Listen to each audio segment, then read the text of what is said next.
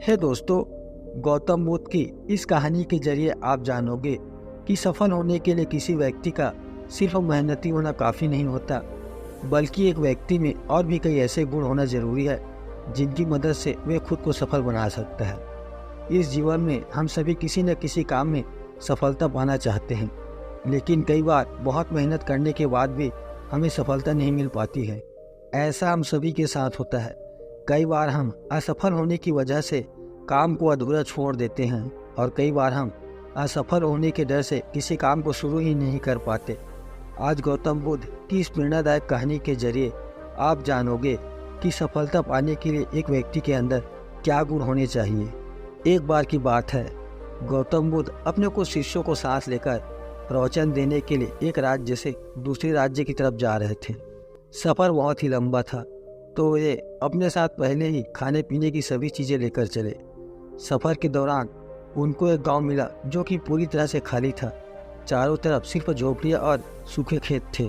गांव को देखकर ऐसा मालूम पड़ता था कि वहाँ के सभी लोग पानी की कमी के चलते अपना सब कुछ छोड़कर वहाँ से कहीं और चले गए हैं। उस गांव में एक छोटा सा कुआं भी था। बुद्ध के शिष्यों ने जब उस कुएं में झांका तो कुआं बिल्कुल ही खाली था। उस कुएं में सिवाय धूल के और कुछ भी नहीं था। अंधेरा भी होने को था। गौतम बुद्ध ने अपने शिष्यों को एक रात वहीं गुजारने को कहा। अगले दिन सुबह वे सभी गांव से निकलने लगे।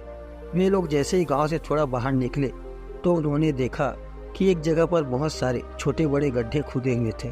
वे थोड़ी और आगे बढ़े तो उन्होंने देखा कि वहां पर हर थोड़ी दूरी पर वैसे ही सैकड़ों छोटे बड़े गड्ढे खुदे हुए थे। गौतम बुद्ध भी ये सब देख रहे थे, लेकिन वे इस बारे में कुछ बोले नहीं। उनके शिष्यों के मन में यह सवाल आने लगा कि आखिर यह इतने सारे गड्ढे क्यों बने हुए हैं। ऐसा करने की क्या वजह हो सकती है। अपने मन को शांत करने के लिए एक शिष्य ने अंततः गौतम बुद्ध से वहां बने गड्ढे के बारे में पूछ लिया। गौतम बुद्ध ने अपने शिष्यों को बताया, इस गांव की परिस्थिति देखकर पता चलता है कि इस गांव में कुछ समय पहले पानी सूख गया होगा और पानी की तलाश में ही यहाँ इतने सारे गड्ढे खोदे गए हैं। जिन लोगों ने ये गड्ढे खोदे उन्होंने मेहनत तो बहुत करी, लेकिन किसी ने भी धैर्य नहीं दिखाया। अगर उन लोगों ने धैर्य के साथ सिर्फ एक या दो जगह पर गहराई तक खोदा होता तो उन लोगों को पानी मिल जाता, लेकिन वे लोग थोड़ा थोड़ा खोदते रहे और जब पानी नहीं निकला तो दूसरी जगह खोदने लग गए। इस तरह उन्हें कहीं पर भी पानी नहीं मिला और उन्हें इस जगह को छोड़कर जाना पड़ा। इस बात को आगे बताते हुए गौतम बुद्ध ने अपने शिष्यों को समझाया कि किसी भी काम में सफल होने के लिए हमें सिर्फ मेहनत ही नहीं करनी होती, बल्कि कई बार धैर्य रखकर उस काम को करते रहना होता है। जब मेहनत से सफलता नहीं मिलती तो धैर्य काम आता है। जिस व्यक्ति के अंदर धैर्य रहता है वह व्यक्ति अवश्य सफल होता है। असफल होने पर बार बार अपने कार्यों को बदलते रहना हमें सफलता से और दूर कर देता है।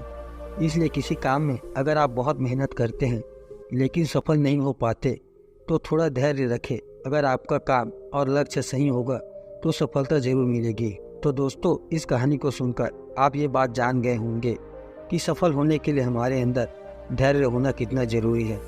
जिस तरह बगुला मछली की तलाश में धैर्य के साथ खड़ा रहता है, उसी तरह हमें भी मेहनत और धैर्य के साथ अपने काम करते रहना बहुत ही ज़रूरी है। इसलिए किसी भी काम को ये सोचकर शुरू न करें कि आपको सब कुछ जल्दी से मिल जाएगी।